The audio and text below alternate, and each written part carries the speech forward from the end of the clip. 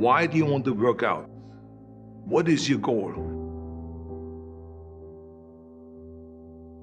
The most important thing is that you have a vision, that you have a goal. Because without that vision and without that goal, again, you're drifting around and you're never going to end up anywhere. People don't become successful just by accident. Maybe the guy that found gold in California and started the gold rush, but don't count on that.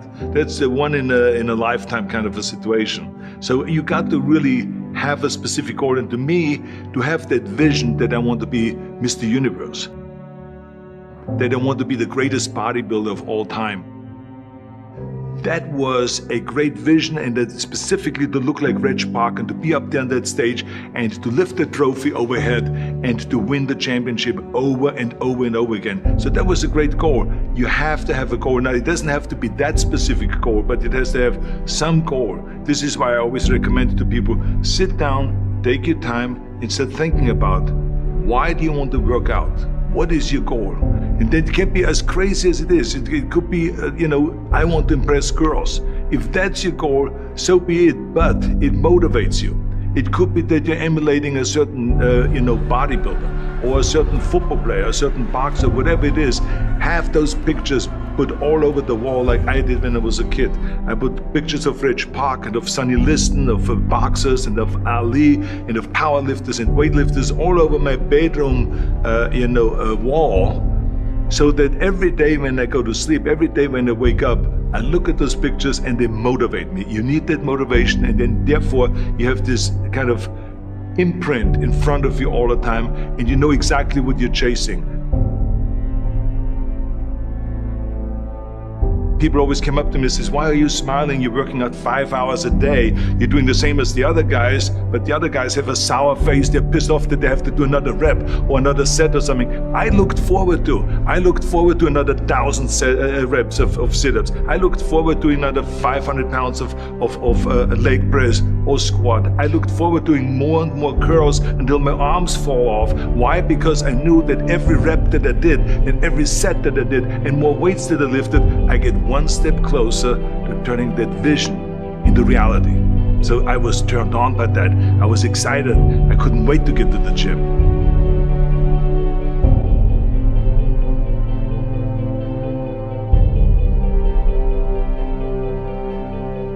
I remember that when I weighed 245 pounds, and Bob Rafelson, the director of Stay Hungry, said to me that I'm interested in having you come in for a reading and work on your acting and all this, because I'm interested in having you in a movie to star with Jeff Bridges and with Sally Fields.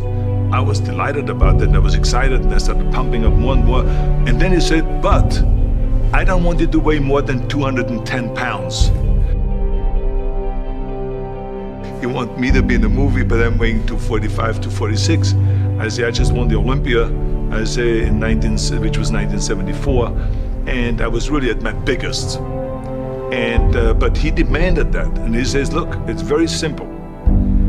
On the day we start shooting, he says, I'm gonna put you on a scale, and if you don't make the 210, you're out, because I have someone else in mind. And I worked on it. I started visualizing myself very clearly as a lean athlete, because that's the only way I could lose that weight and all of a sudden get interested in running more, because up until that point I ran like 3 miles after training or before training or whatever, but now all of a sudden it was 5 miles, 6 miles, 7 miles, 8 miles, and they even ran mini marathons in order to lose the weight, and I did everything with high reps, and I was watching my diet, what I eat and all those kind of things. And but the day before, I remember we were in Birmingham, Alabama. The day before I was at the YMCA with Bob Rafelson. He was swimming and I was working out and I was running. There was a track there and I was running. He says, let's step on the scale. And I stepped on the scale and I weighed 209. So it just shows you what is possible if you visualize exactly what you want to look like.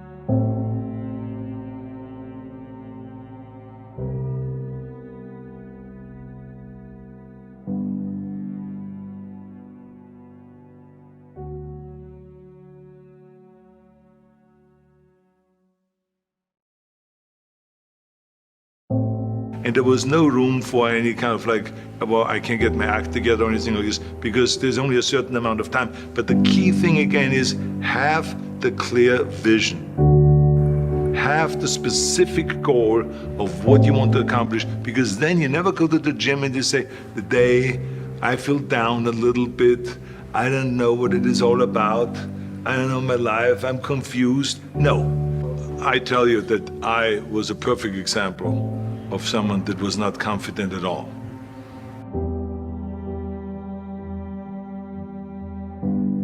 I mean, when I was a kid, I was just like any other kid. I had my hang-ups and problems and all this. But when I joined the weightlifting club and I won my first little trophy because I did the best clean and jerk, and then we went to another meet and I won another little trophy, I started feeling like somebody. But the bottom line is, everyone can use the same method, because I used it in politics, I used it in making money, I used it in everything that I've done in the movie business. When you have one little victory, little victories add up, and that is what gives you then ultimately confidence. Well, for me, the most important thing always is to have a deadline. So when I, for instance, had a competition, and let's say the competition was in the middle of September, and it was now beginning of summer, so there was no more time to screw around. So there was the time now to get going on a diet, to get going with the training, to not slack off at all, because there was a deadline there. The day of the competition, I had to be in the best shape possible. And I knew that if I come to the competition and I lose because I did not schedule my training the proper way, or I didn't have the right frame of mind, or I didn't give everything, literally worked my butt off, I would be just so angry. So I never wanted to be in that situation. So this is why it was very important to pick that time and to say, this is when I have to be in top shape, and then to work towards that. But it's not just with the competition. I mean, it's the same in the movie business. I mean, to me, it was always a big advantage when I said, okay, my movie starts on April 1, and I have now 3 months, so I have to get really in great shape. So you pick those times. It could also be that you have no movie and you have no Mr. Olympia or no Mr. America, no Mr. Universe coming up or any of those things. But you say to yourself, the summer starts in June. I'm gonna go to the beach in June, and at that time, I want to be in great shape. So that creates an urgency that makes you really start training hard and taking it seriously. Because if you don't have a specific plan, then you wander around. I mean, you can have, as I've told you many times, the best ship or the best plane in the world, but if you don't have a specific goal where you want to go and when you want to get there, you just drift around and you never get anywhere. So this is why it is so important to create that urgency and have a specific time when you want to be in shape. Well, I mean, look, everyone has a problem with time. But the day is 24 hours and we sleep 6. Now I know there's some out there that say, whoa, I need 8. Well, I say just sleep a little faster.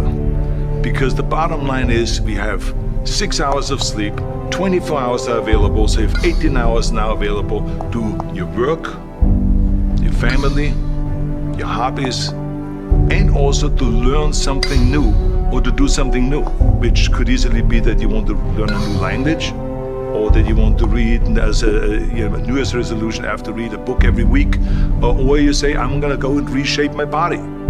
So you're gonna go and take this hour out of your schedule and say, I'm gonna train an hour every day. So this is, for most people, a huge challenge, but it is totally doable, I can tell them, because the kind of things that I did when I came to this country, I mean, I went to school, I was working in construction, I was working out my 5 hours a day, I was taking acting classes from 8 o'clock at night to 12 midnight, I was doing all of those things. I wanted to make sure that out of the 24 hours of the day, that I don't waste one single hour. Those hours were too precious. And so there I just want to tell people, don't give me this thing, I have a difficult time with the time and I don't have time for this and I don't have that. You have time, you make the time.